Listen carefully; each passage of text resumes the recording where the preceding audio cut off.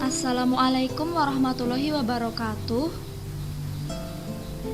Perkenalkan, nama saya Titik Novitasari dengan NIM K431983. Di sini saya akan menjelaskan mengenai jamur Glomeromycota. Nah, pokok bahasan di sini ada klasifikasi, karakteristik, ciri-ciri, morfologi, simbiosis, reproduksi dan cara pembentukan spora pada beberapa genus, habitat dan peranan. Selanjutnya untuk yang pertama yaitu klasifikasi.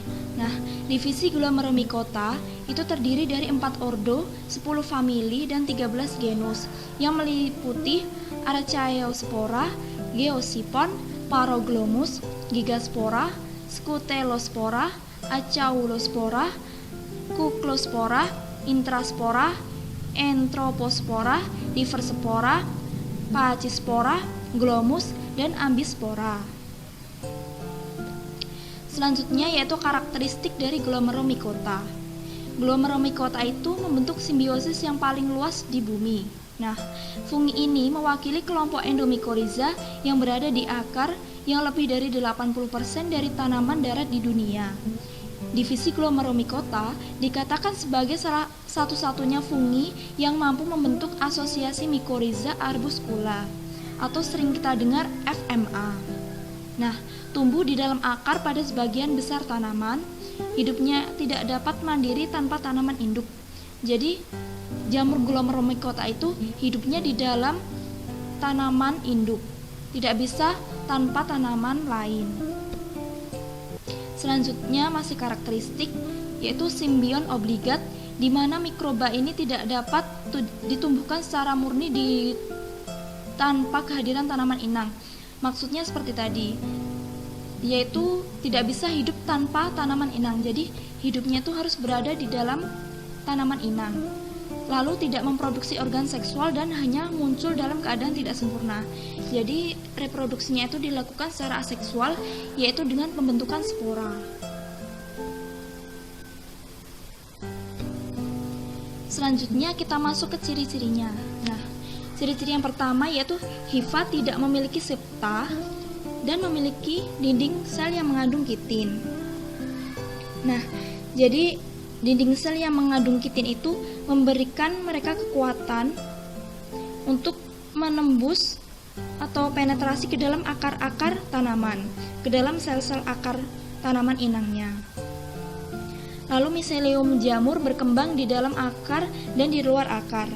Nah, untuk miselium yang di dalam akar itu namanya miseli intraradikal yang membentuk endomycorrhiza, sedangkan yang berada di luar akar dinamakan miselium ekstraradikal. Nah, hifa jamur memiliki kemampuan menembus sel-sel kortikal karena tadi ya mengandung dinding selnya mengandung kitin.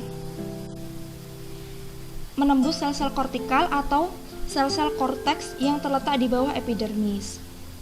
Nah, pertukaran nutrisi di antara dua simbion terjadi di arbuscula. Jadi, di arbuscula ini terjadi pertukaran nutrisi antara jamur Glomeromycota dan juga tanaman inangnya. Selanjutnya kita membahas morfologinya. Yang pertama ada vesicle atau vesicle. Vesicle itu sebagai organ penyimpanan cadangan makanan. Jadi vesicle itu merupakan struktur cendawan yang berasal dari penggembungan hifa internal secara terminal apabila letaknya pada ujung hifa. Nah, jadi jika letaknya di ujung hifa itu berasal dari penggembungan hifa internal secara terminal dan secara interkalar apabila letaknya di antara sel-sel hifa. Nah, sedangkan yang letaknya itu di antara sel-sel hifa itu terjadi secara interkalar.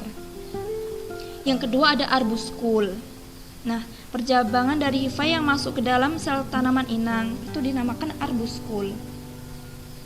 Arbuscul itu merupakan hifa yang bercabang halus yang dibentuk oleh percabangan dikotomi yang berulang-ulang sehingga menyerupai pohon di dalam sel inang.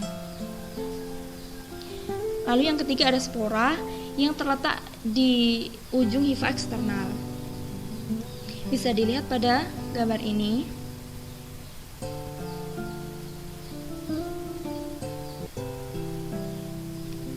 Yang selanjutnya kita akan membahas simbiosis dari Glomeromycota.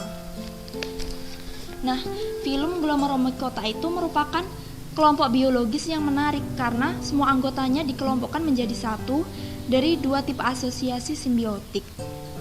Nah, jamur ini itu tidak membunuh inangnya karena terjadi simbiosis. Interaksi jamur ini dengan inangnya itu bersifat simbiosis mutualisme, jadi saling menguntungkan, yaitu dengan jamur menyediakan fosfat esensial dan nutrisi lainnya. Nah, sebagai imbalannya, jamur akan menerima senyawa organik dari tanaman inangnya. Nah, contoh spesies dari filum ini yaitu Geosipon piriforme, yang merupakan anggota dari Geosiponaceae. Nah, kita masih membahas mengenai simbiosis.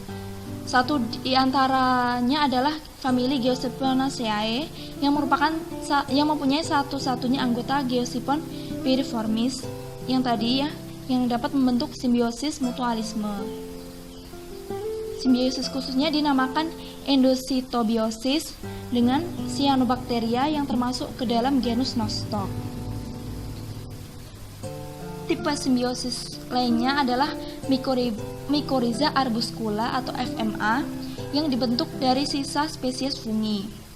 Mycorrhiza arbuscula itu merupakan kelompok mikroorganisme rhizofir yang mampu membentuk simbiosis dengan lebih dari 80% spesies tumbuhan yang hidup di darat, yang mengindikasikan kompleksitas asal, evolusi, dan diversifikasi dari kelompok ini. Selanjutnya kita masuk ke pembahasan reproduksi. Sudah diketahui tadi sebelumnya bahwa Glomeromycota itu tidak memiliki reproduksi seksual. Jadi fungi yang berasal dari filum Glomeromycota itu melakukan reproduksi dengan menghasilkan spora aseksual yang disebut glomerospora, dan hingga saat ini tuh belum ditemukan spora seksualnya. Baik, selanjutnya kita akan membahas cara terbentuknya spora pada beberapa genus dari Glomeromycota. Yang pertama ada genus Glomus. Nah, proses pembentukan spora pada Glomus itu merupakan hasil dari perkembangan hifa hingga mencapai ukuran maksimal. Antara dinding hifa dan dinding spora itu bergabung atau tidak ada sekatnya. Nah, lapisan luar dinding spora sering mengelupas apabila sudah tua. Jadi, spora dengan dinding hifanya itu tidak ada sekatnya, langsung bergabung, menempel. Selanjutnya ada genus Acaulospora. Nah, pada perkembangannya, pembentukan spora itu dimulai dari terbentuknya sacule. Ini bisa kita lihat di gambarnya. Ini terjadi pembentukan sacule terlebih dahulu. Lalu, sacule berkembang dari Sacule itu berkembang dari ujung hifa yang membesar, yang strukturnya seperti spora. Nah, setelah sacule ini menjadi besar, kemudian muncul bulatan kecil dari sisi hifa subtending. Subtending itu adalah leher dari sacule. Nah, di ujungnya ini muncul bulatan. Spora akan terbentuk di salah satu sisi hifa di leher sacule. Nah, setelah spora masak, kemudian spora akan melepaskan diri dari leher sacule. Jadi sporanya melepaskan diri. Nah, spora yang melepaskan diri tadi ditandai dengan adanya lingkaran-lingkaran yang membentuk lubang di dalamnya. Selanjutnya kita akan membahas genus Anthropospora. Nah, proses perkembangannya itu hampir sama dengan Acaulospora. Namun yang membedakan adalah posisi spora yang berkembang dari leher sacule atau subtending hifa. Subtending hifa akan menggelembung membentuk spora. Nah, setelah masak, spora akan terlepas dari sacule.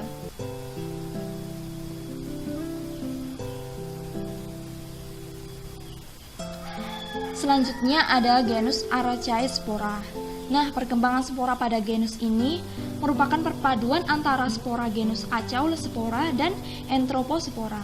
proses perkembangannya sama dengan spora Acauliospora. Namun, yang membedakan yaitu sebelum terbentuk spora terlebih dahulu membentuk tangkai atau percabangan hifa, kemudian membentuk spora. Selanjutnya ada genus Gigaspora. Nah, perkembangan sporanya itu berawal dari terbentuknya bulbous suspensor pada ujung hifa. Jadi ini merupakan bulbous suspensor.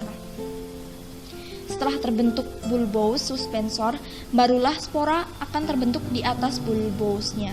Jadi ini bulbous dan di atasnya ini terbentuk spora. Nah, setelah masak, spora akan terlepas. Selanjutnya, kita akan membahas genus Scutellospora. Nah, proses perkembangannya itu hampir sama dengan pembentukan spora pada Gigaspora yang sebelumnya tadi ya, yaitu terbentuk dari bulbous suspensor. Sama, ini merupakan bulbous suspensor, lalu di atasnya ada spora. Namun yang membedakan adalah di dalam dinding spora terdapat germination shield. Jadi kalau yang Gigaspora tadi itu tidak ada germination shield, sedangkan pada Scutellospora ini terdapat germination shield di dalam dinding sporanya. Baik, kita masuk ke pembahasan selanjutnya yaitu habitat. Habitatnya pasti teman-teman semua sudah tahu kan? Ya, jadi habitatnya itu berada di akar inang. Sebagai contoh tadi FMA yang ditemukan pada tumbuhan yang hidup di daerah kutub utara sampai tropis. Asosiasi juga terjadi dalam kisaran ekologis yang luas dari lingkungan akuatik sampai gurun. Nah, mayoritas tanaman pertanian, hortikultura, dan kehutanan yang termasuk ke dalam beragam famili bermikoriza. Jadi rata-rata atau mayoritas tanaman ini tuh mengandung mikoriza. Ada simbiosisnya di dalamnya. Oke, selanjutnya adalah peranan. Nah, peranannya itu ada beberapa ya. Yang pertama, berperan penting dalam mempertahankan kestabilan ekosistem tumbuhan darat dan kemungkinan terlibat dalam menentukan struktur komunitas tumbuhan. Sebagai konsekuensinya, bila terjadi perubahan keanekaragaman FMA, akan merubah potensi rizofir dan kesuburan tanah. Jadi jika ada kerusakan atau ada kepunahan dari FMA ini, bisa merubah potensi rizofir dan kesuburan dari tanahnya. Lalu pengaruh positif dari FMA itu terdapat pertumbuhan tanaman banyak dilaporkan. Maksudnya sudah banyak dilaporkan dari pengaruh positif FMA. Di antaranya adalah meningkatkan serapan fosfor pada tanah-tanah yang defisien unsur P dan peningkatan serapan unsur-unsur imobil lain, meningkatkan daya tahan terhadap kekeringan, resistensi terhadap patogen tular tanah, stimulasi hormon pertumbuhan, membantu nodulasi tanaman legume, membantu mengatasi aklimatisasi, dan membantu pertumbuhan tanaman pada tanah-tanah rusak seperti lahan pasca tambang. Jadi manfaat dari FMA itu cukup banyak juga ya teman-teman. Baik, ini merupakan referensi atau sumber yang saya gunakan untuk video dan PPT kali ini. Terima kasih atas perhatian dari teman-teman semua. Mohon maaf atas segala kesalahan dan wassalamualaikum warahmatullahi wabarakatuh.